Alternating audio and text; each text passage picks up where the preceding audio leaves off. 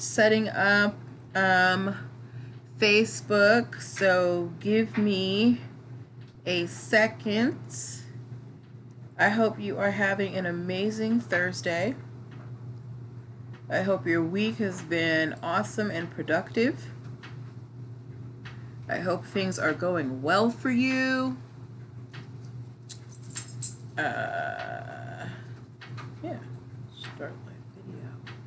Okay.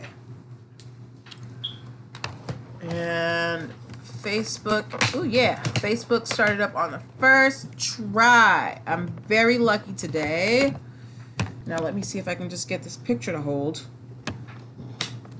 Okay. Y'all can see me? All right, there we go. Okay, sorry Instagram, sorry YouTube, but yeah, Facebook, what you doing to me? Let me just turn this a little bit. There we go. Hey, turn a little more. Okay. Hey, how we doing? Yes, happy Thursday, everybody. How are you? Really, dude? You see me starting. If this is your first time ever seeing my face, ever, hearing my lovely voice, I am Natalie Pierre-Lewis. I am the owner and operator of NPL Consulting, LLC, a business formation firm. What that means is I help you get your business paperwork together. Things like getting your EIN number, getting registered with the state. Get off the bed, Dallas. Getting registered with the state. Making sure that you have appropriate contracts, helping you get your work, your intellectual property protected through trademarks, patents, or copyrights, helping you hire employees properly. I help you do all of that. You might be wondering why I'm qualified to help you with all of that, and I'm glad that you asked. I have been a licensed attorney for over a decade, going on 12 years. I have started multiple businesses for myself and others. I had my own pet services business for a while. That is still being run by my old business partner. I have had many careers in the realms of law, education, entrepreneurship, hospitality, and administrative support. And most important, I am very passionate about making business and legal education as accessible to everybody as possible. Not everybody has the time, money, or the desire to go to business school or law school, but so many of you have amazing business ideas. Hello, Tablets. And there are certain business concepts and legal concepts that you need to know if you're going to be successful in business. If you are interested in any of my services, I encourage you to go to the link in my bio, linktree/NPL Consulting Firm, linktree/NPL Consulting Firm, linktree/NPL Consulting Firm. Hi, Healthy Living with Monique. There you're going to find some really cool stuff. You're going to find a lot of free ebooks to download. You're going to find access to the old episodes of my Thursday broadcasts. You're also going to find tickets to my speaking engagement in Atlanta. I've been booked for a conference in Atlanta. I would love to have you guys come see me if you're around there, if you want to come. It's called the I Am a Miracle Conference. But the one thing I really want you guys to know about is that I am holding an intellectual property webinar on March 20, 2019, March 20, 2019, March 20, 2019. In that webinar, you're going to learn the basics of trademarks, patents, and copyright. So all that stuff that you need to protect your business ideas, you're going to learn it in 2 hours. And for the unbelievable price of $21. It's $21 now. It's going to go up about the week before the webinar. So I would suggest that you get your tickets now. And not only do you get a 2-hour course, but you also get all 3 books in my intellectual property series. My patent ebook, my trademark ebook, and also my copyright ebook, which I'm not going to put out for other people to download. So the only way that you can get my copyright ebook is if you come to the webinar, okay? Yeah, so I would suggest that you get your tickets to my webinar today. But so that is enough of me, you know, shilling my wares. I want to get to the task at hand. If this is your first time in my broadcast, every Thursday I get on here and I pull stories from the week's pop culture stories, the news, things that I think that are interesting to demonstrate business concepts to you guys. I talk a lot about my favorite celebrities, Beyonce, Cardi B, Rihanna. I talk about celebrities I don't like the Kardashians. But every story has a lesson to be learned in it, okay? So this is the time, as I start the stories, this is the time for you to share with your friends, let them know that I'm here. Tell them about your girl. Tell them I'm here. Yeah, okay? So, first story that we are covering tonight it is just a stand moment for the lovely bad gal Riri. Oh my god, my accent is so horrible. Bad gal Riri. Rihanna. Anyway, apparently Rihanna is coming out with office supplies, and when I tell you that I'm going to be getting my Rihanna planner and pens and paper, whatever else she has, I'm going to be getting it. I'm so excited about this. But another reason why I wanted to talk about this is because Rihanna has created so much of she has become such a brand that she's able to put out all these lines. Just putting her face, putting her name on these things makes them sell. Think about Fenty Beauty and how they can't even keep that on the shelves. So her lingerie line continually sells out. She has built up such a following through brand identity, and this is why it's really important. She's careful about her name. Now remember, I talked a few weeks back about her suing her own father for using the Fenty name for business, okay? Again, your name, your image, your brand is money. And look at where it's taken Rihanna. I'm going to have Rihanna all over my desk, all over my office, okay? So that is just story one. I just wanted to say Rihanna's coming here for all our coins. Next story that I want to talk to you about has to do, have you ever heard of the movie called Mystic Pizza? Mystic Pizza actually came out in 1988. And the reason why I bring up this old movie is because this is a case of Mystic Pizza versus Mystic Pizzeria. Okay? So here's the story. Mystic Pizza was a pizza restaurant in Connecticut, right? When the movie Mystic Pizza came out, they got all this tourism because of the movie, and it's built up a real following for them. So, you know, they copyrighted their name. They've got, they've got, what is it? Sorry. Yeah. So they've got all this brand recognition, right? Now, there is a restaurant in Pennsylvania that is also a pizza shop, and they call themselves Mystic Pizzeria. And Mystic Pizzeria bought the domain name mysticpizzeria.com.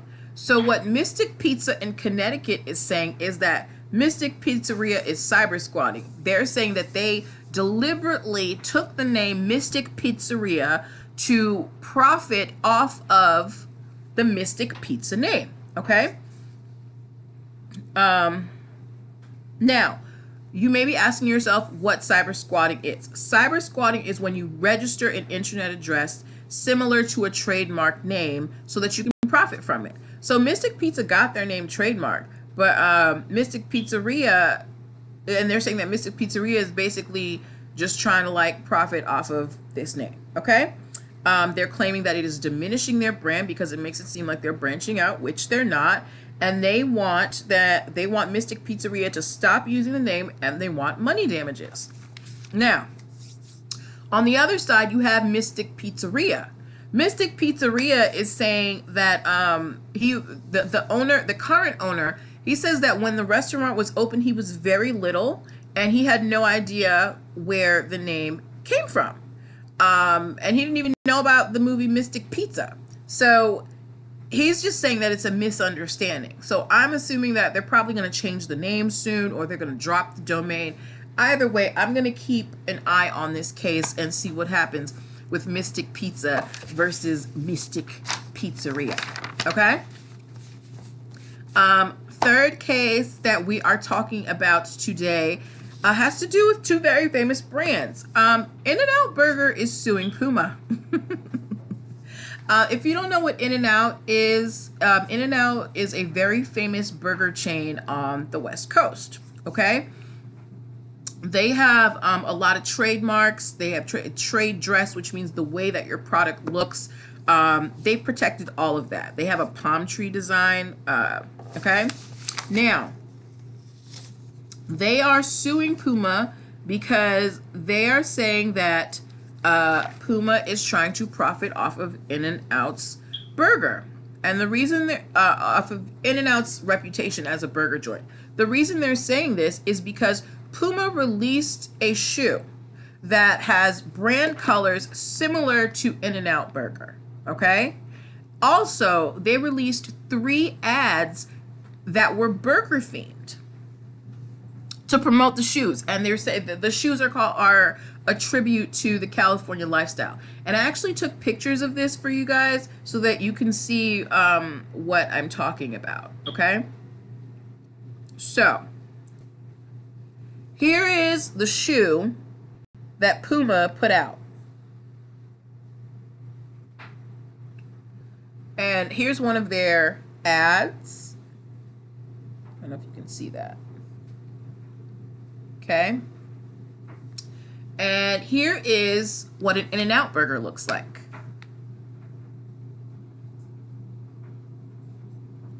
So as you can see, there are similar colors, similar styling, things like that. All right.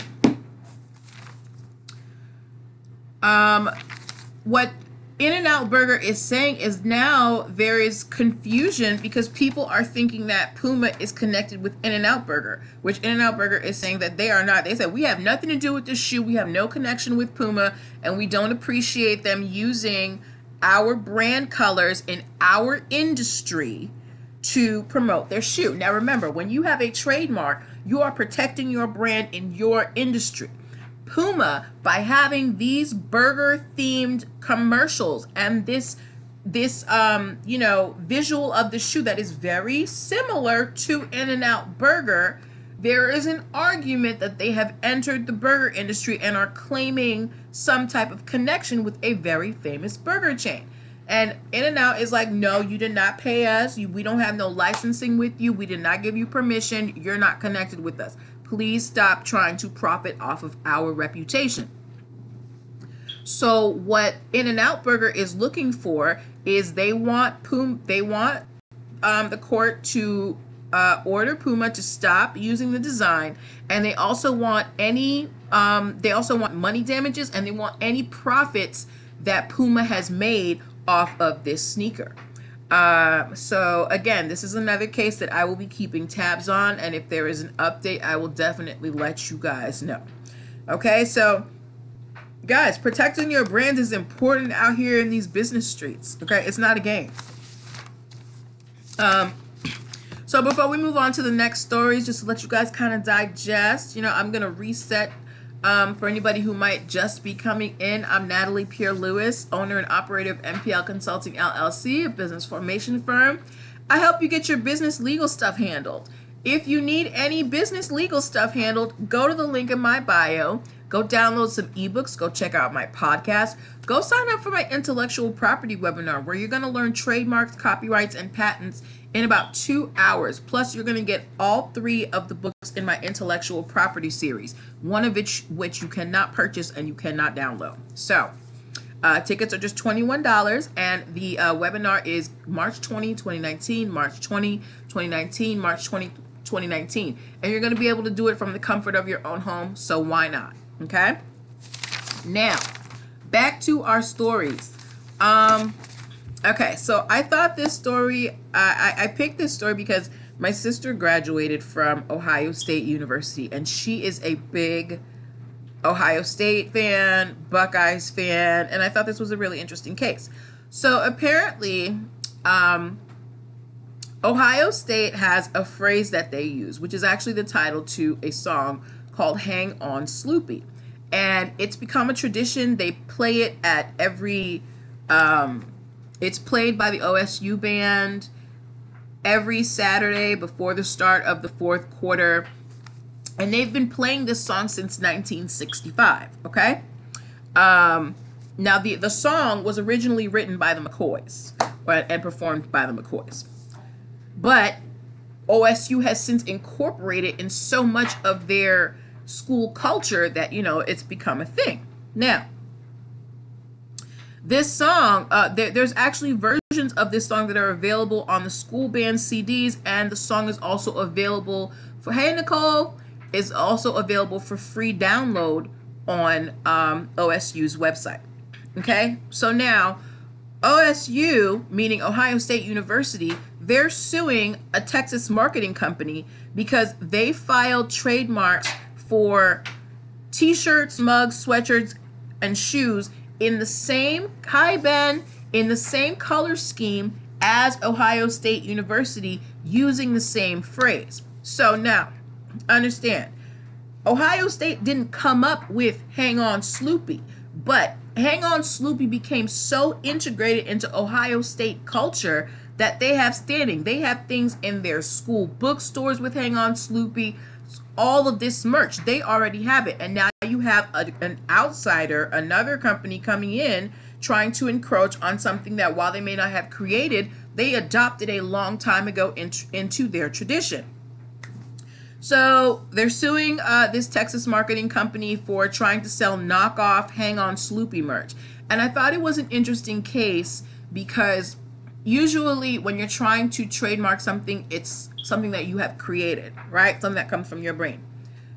OSU did not create Hang On Sloopy, but they adopted it so early that it became synonymous with them. And I'm sure they got, like, you know, permission from the McCoys and everything. But I haven't gotten into all that. So that just goes to show that it doesn't necessarily have to be your thing as long as you protect it early and you get permission. There are different ways to protect ideas, okay? All right. Next case we are talking about has to do, how many of y'all have heard of Fashion Nova? If you've heard of Fashion Nova, give me a star. And if you have heard of Zara, give me a thumbs up. If you've heard of Fashion Nova, give me a star. If you've heard of Zara, give me a thumbs up. I'm gonna wait.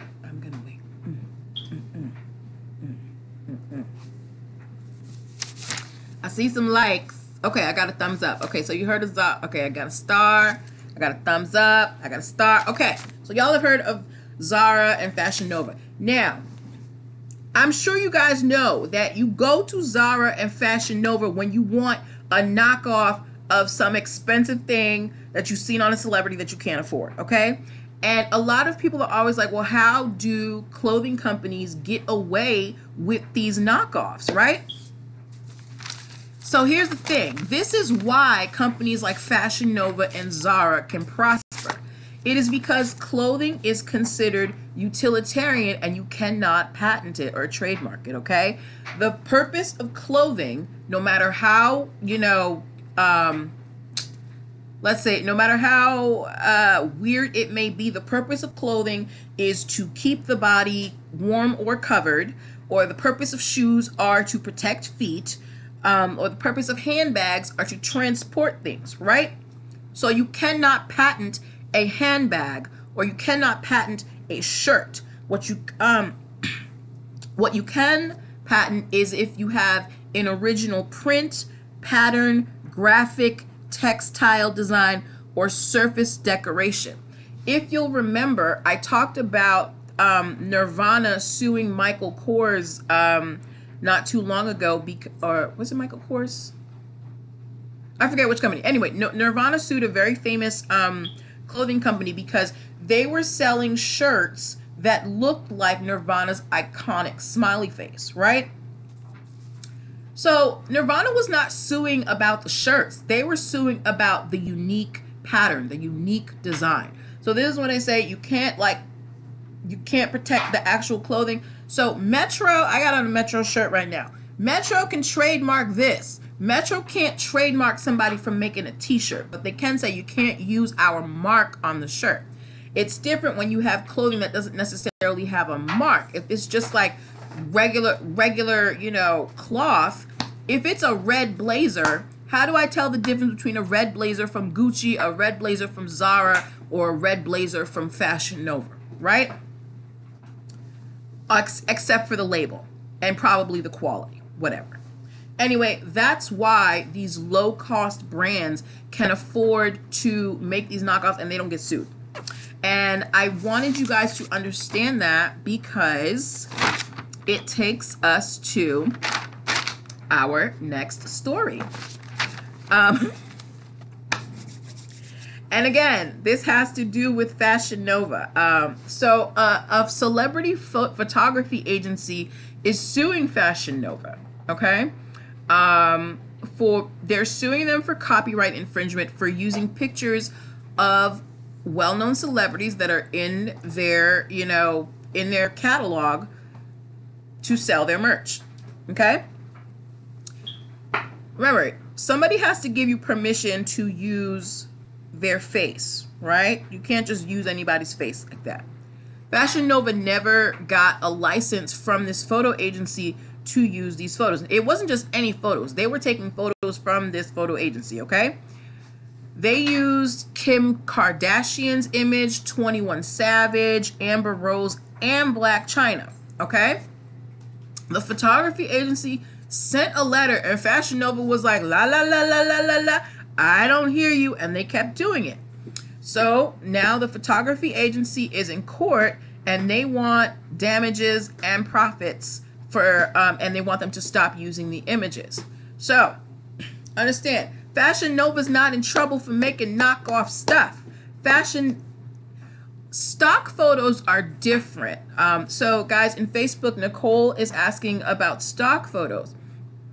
Stock photos are different. If it's from, if you mean stock photos like Getty Images, like those that you see in magazines and stuff like that, you still can't use those. Those images are licensed out. Whenever you see images in magazines, you cannot just take them.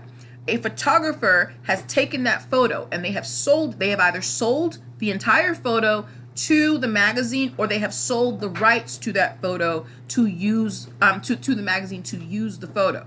So when you see those flyers with you know, celebrities' faces out there for fashion shows and things, if they're selling tickets, technically that's copyright infringement. You're not supposed, like I saw one the other day for it was a conference or like some type of seminar, and it was about money, and it had Cardi B's face on it.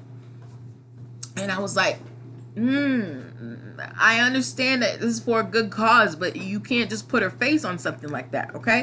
So when you see image, and if you remember, I even talked about Jennifer Lopez got sued by a photographer because she posted a picture that he took of her, and she posted it on her Instagram and didn't give him credit and didn't tell him. And she got sued.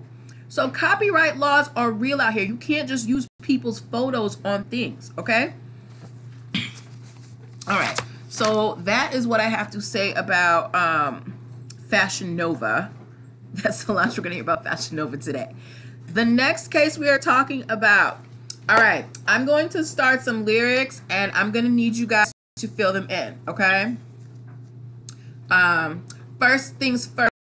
Up freaks all the honeys. I'm not going to move on until you finish it, because if you don't know the line, don't be on my live.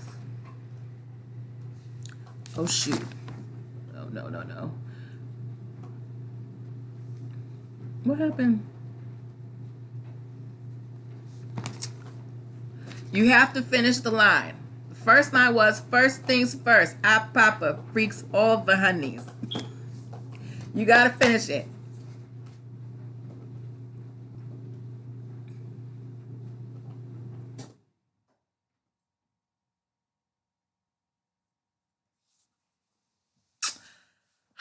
Y'all don't know this song?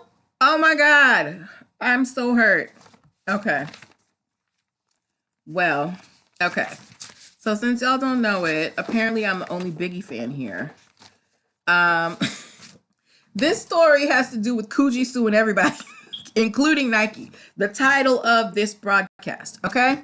So, Coogi became a really big brand because Biggie Smalls mentioned them in a song. At least that's how I came to know about Coogi. And if you remember, there's that line in the One More Chance remix. Yes, thank you, Nicole. So, okay. So this is why I brought up this song. In that song, there's that line, however, I stayed Coogi down to the socks, right? That was the first time I was ever introduced to Coogi. I had no idea what Coogi was. And then I got to college and people from the DMV area were like, Coogi this, and I was like, what are you talking about? Anyway, but Coogi suing everybody. Coogi suing Nike. They're suing City Edition. They're suing who else? New Era, and they're suing Russell Brand. Why? Because they, the New Jersey Net. No, not the New Jersey. I'm saying New Jersey. Whoop. Sorry. The Brooklyn Nets, whatever team Jay-Z owns, the Brooklyn Nets, they came out with these jerseys that were called, they called them Biggie inspired jerseys, and they had a black body and patterned multicolored trim, okay? They called them Biggie inspired jerseys.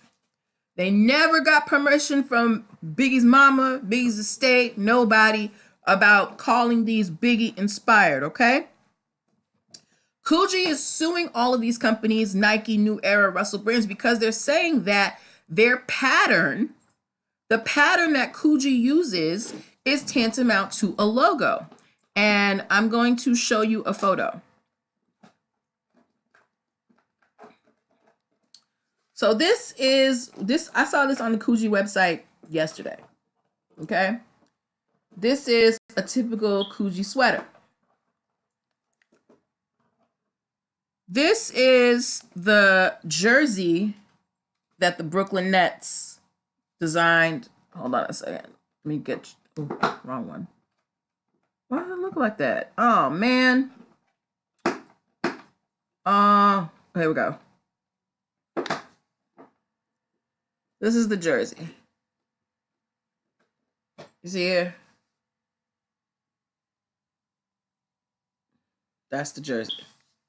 So Coogi is saying that these strong, patterned lines of colors essentially are a logo for them, on top of the fact that the description of the shirt says Biggie inspired. Yeah. And they want money. Now, Nike, New Era, and Russell Brands are saying that we use different colors, the directions are different, and the positions are different, right? So now they're in court. Coogi wants money damages, and they want the NBA, they want them to stop using the pattern on the jerseys. The NBA is like, girl, we're not stopping anything because we didn't copy you. We said Biggie inspired, and it's different. So they're kind of going at it right now. We'll see who comes out on top. As for me, I can see where the inspiration comes from. I don't know if I would agree. While I want Coogi to win, I don't know if I can side with them on this, because I think there is a substantial difference. Run Coogi their coins now. I want them to get their money, but it can be argued. Now, remember, we're going back to where we talked to about Zara and Fashion Nova and how they get away with copying all of these high-end things. Now, the Coogi sweater, it's vertical, colored pattern bars. And then you have, the jersey nets, they go across like this, and the colors are a little different. So there is an argument that it is not substantially similar. But I'm not the judge, and I'm not the lawyers on this case, so we're just going to have to wait and see, how they rule on this, okay? But let me take a little break and take a sip of water. I'm a little parched. And let me Let me reset for anybody who just came in. I'm Natalie Pierre-Lewis, owner and operator of NPL Consulting LLC, your business formation boss. I help you get your business legally established. If you are interested in anything like getting your business registered with the state, trademarks, contracts, hiring employees, I'm your girl. Go check out the link in my bio, linktree/NPL Consulting Firm, linktree/NPL Consulting Firm, linktree/NPL Consulting Firm. There you're going to find things like my podcast, my ebooks. You're also going to find things like my webinar that is coming up March 20, 2019, March 20, 2019, March 20, 2019. You're going to learn trademarks, patents, and copyrights in 2 hours. Plus, you're going to get all 3 of my intellectual property ebooks, including my copyright ebook that nobody is getting. You can only get that ebook if you come to my webinar. All right. So click the link in the bio, get your tickets, and let's get back to these stories. Okay. Boom. How many of y'all saw the Fire Festival documentaries? If you saw the Fire Festival documentary, give me the fire emoji. I'm waiting for the fire emoji. I'm waiting for the fire emoji.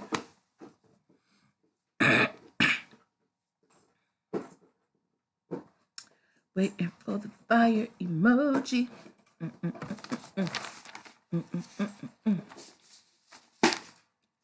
Nobody watch Fire. Nicole, I know you watch the Fire Festival thing because I watch it at your house.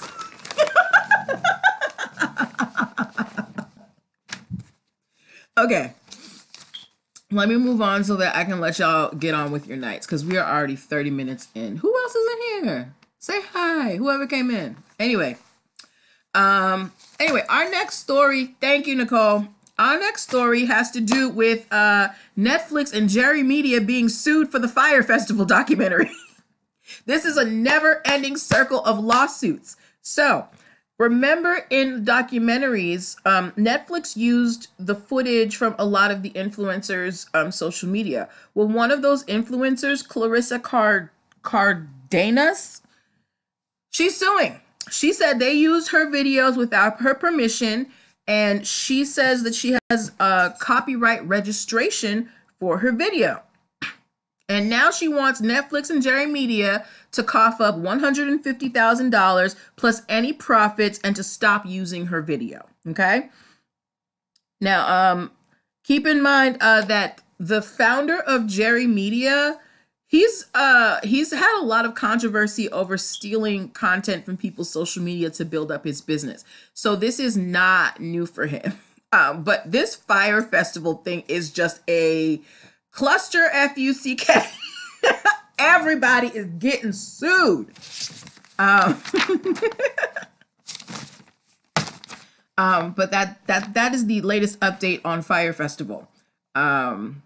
Next story we have is coming out of the great states of Louisiana and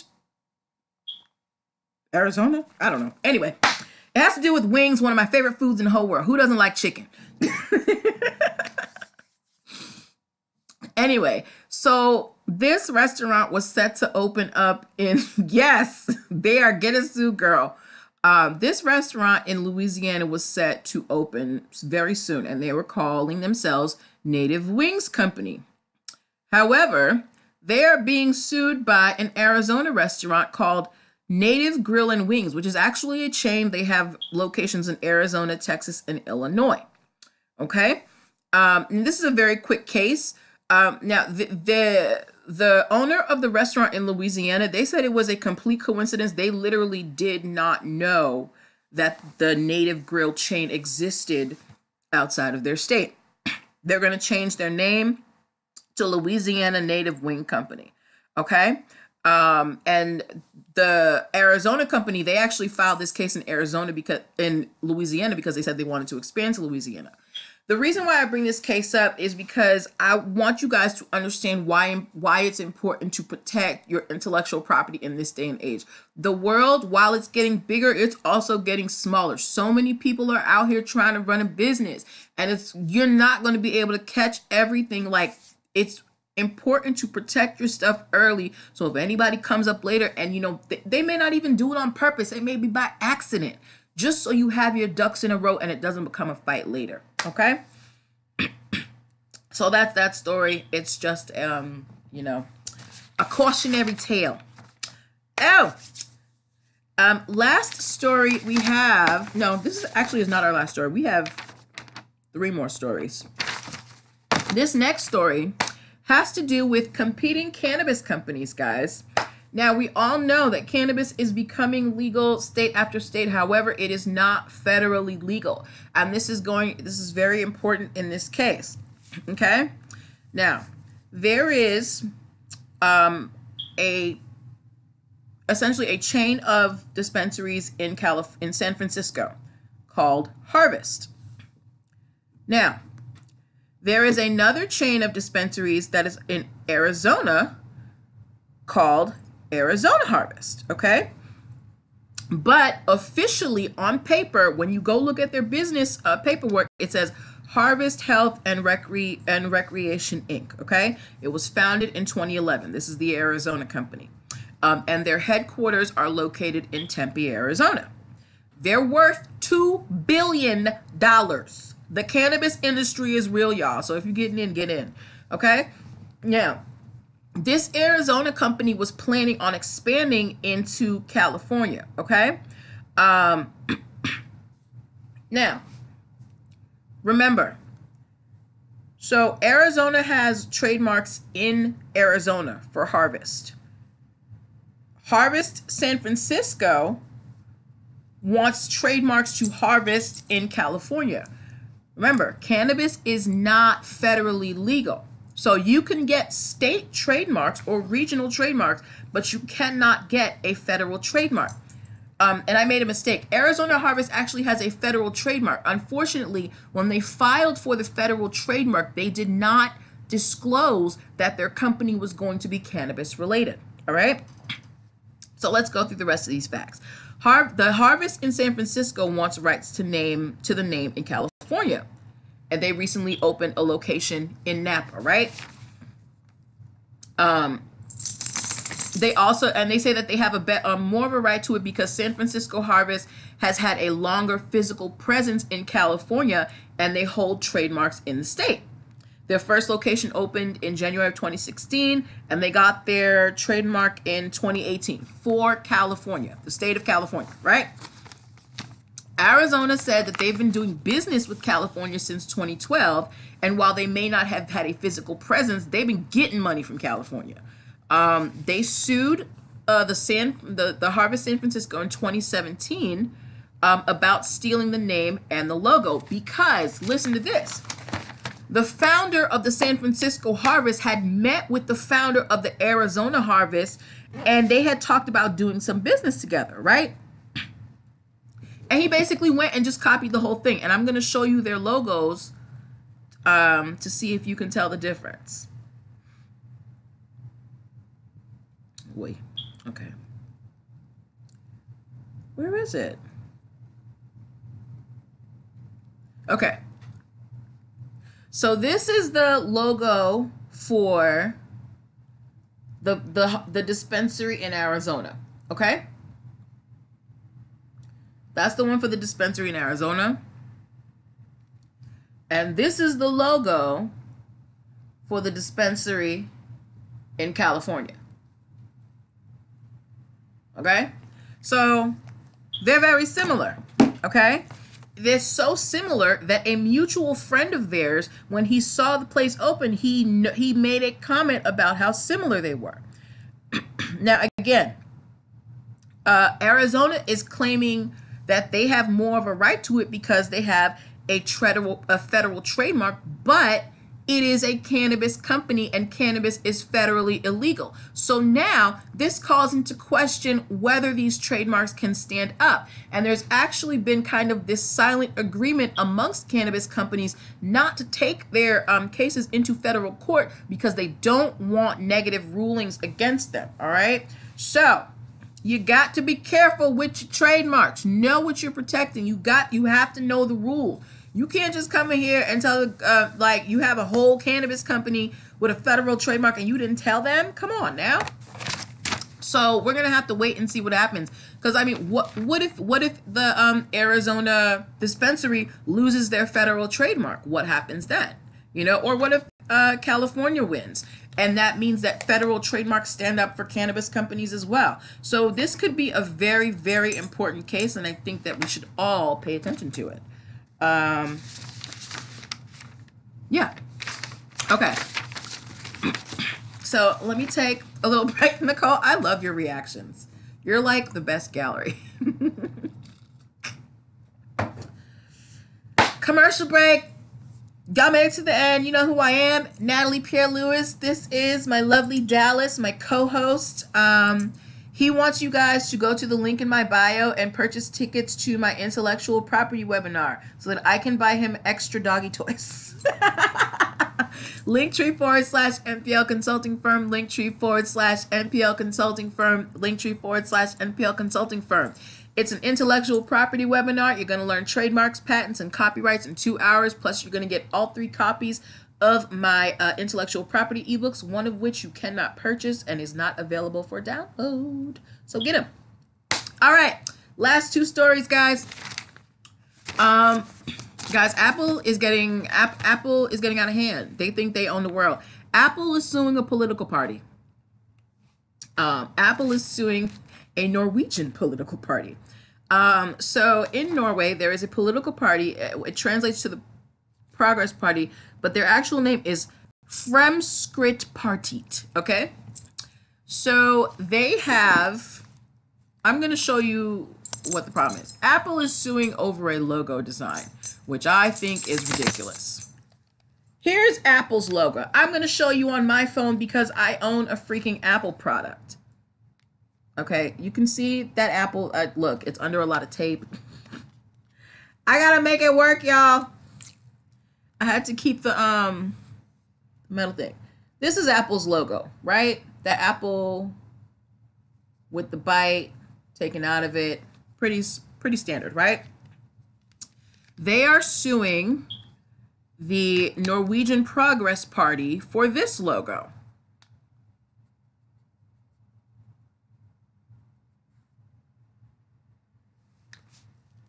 Are you kidding me? Anyway, the Norwegian political party, they actually got that trademark logoed for digital media, printed materials, clothing, buttons, games, toys, and kitchen utensils. Okay. I think Apple is reaching on this because, okay, yes, it's an apple, but one, you don't have that iconic bite taken out of the apple.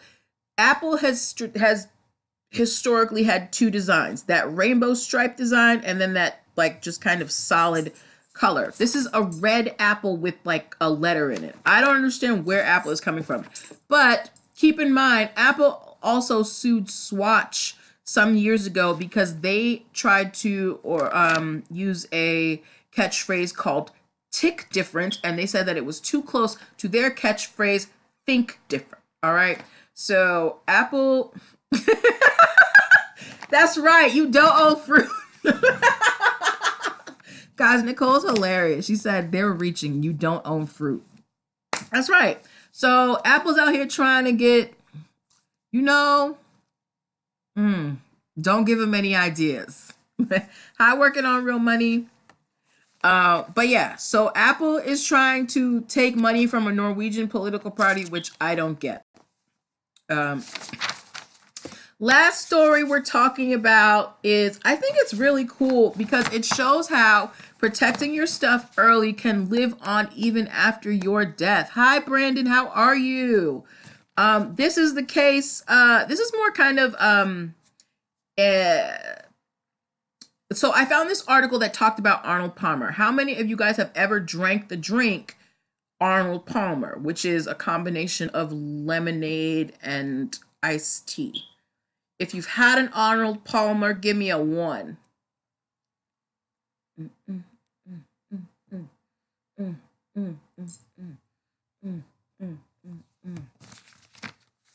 And Arnold Palmer is lemonade and iced tea mixed together. Okay? While you do that, let me explain this. Okay, so if you didn't know, the Arnold Palmer is actually named after a real person. He's a golf star, and he has his own trademark. I'm going to show it to you.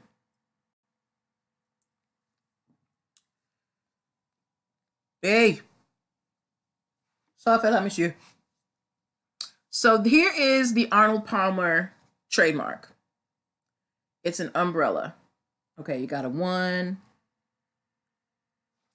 You ever heard of Arnold Palmer?